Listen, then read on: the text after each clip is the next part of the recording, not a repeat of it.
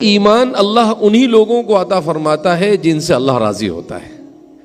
تو اللہ نے مجھے اور آپ کو ایمان دیا، اس کا مطلب یہ ہے کہ کسی نہ کسی درجے میں اللہ ہم سے راضی ہے،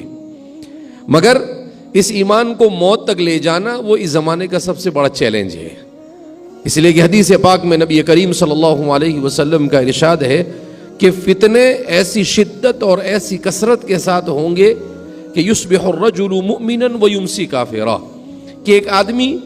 ابھی مسلمان تھا صبح میں اور شام ہونے تک کافر بن جائے گا۔ ویمسی مؤمنا ویصبح کافرا، شام کو مومن تھا اور صبح ہونے تک کے کافر بن جائے گا۔ یعنی ایسے فتنے ہوں گے کہ ان فتنوں میں وہ ایسے کنفیوژن کا شکار ہوگا کہ چونکہ اس نے اپنے دین کو نہیں سیکھا ہوگا۔ میں بخاری شریف کی حدیث جب گزشتہ سال پڑھانے کے لیے آئی میرے پاس کتاب الفتن میں، تو جب یہ روایت آئی تو میں سوچنے لگا کہ اگر آدمی صبح مومن ہے اور شام کو کافر ہو جائے تو ٹھیک ہے، سمجھ میں آتا ہے، لوگوں سے مل رہا ہے، اٹریکشن ہو رہا ہے، کسی کی بات سن کر متاثر ہو گیا، لیکن حدیث میں حضور نے فرمایا کہ آدمی بستر پر لیٹا ہوا ہے اور لیٹے لیٹے صبح ہونے تک کافر بن جائے گا۔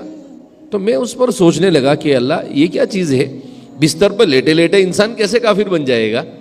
لیکن جب یہ موبائل کے اوپر غور کیا تو سمجھ میں آیا کہ انسان بستر پر لیٹے لیٹے اپنے موبائل میں ایسی چیزیں دیکھے گا جو اسے اپنے دین کے بارے میں کنفیوژن کا شکار کر دے گی، اور وہیں اپنے بستر پر بیٹھے بیٹھے وہ کفر اور شرک کی وادی میں بھٹک جائے گا، اس کو پتہ بھی نہیں چلے گا۔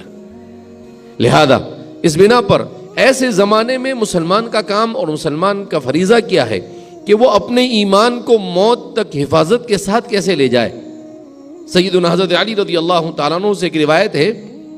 کہ آپ صلی اللہ علیہ وسلم نے فتنوں کی کثرت کا ذکر کیا، کیسے فتنے ہوں گے ایسے، تو حضرت علی فرماتے ہیں کہ ہم نے پوچھا مل مخرج منہا یا رسول اللہ، کہ اگر ایسے فتنے ہوں گے تو ان فتنوں سے مومن کیسے نکلے گا اور ان فتنوں سے اپنے آپ کو کیسے بچائے گا؟ تو اللہ کے رسول صلی اللہ علیہ وسلم نے فرمایا بکتاب اللہ، اللہ کی کتاب کے ذریعے، فیہ نبأ من کان قبلکم وخبر من بعدکم، تم سے پہلی بھی ساری خبریں اس میں ہیں، تمہارے بعد بھی ساری خبریں اس میں ہیں، اس میں ہر چیز اللہ رب العزت نے تبیانا لکل شیء۔ تو قرآن کریم فتنوں کے زمانے میں یہ اپنے ایمان کو بچانے کا سب سے بڑا ہتھیار ہے۔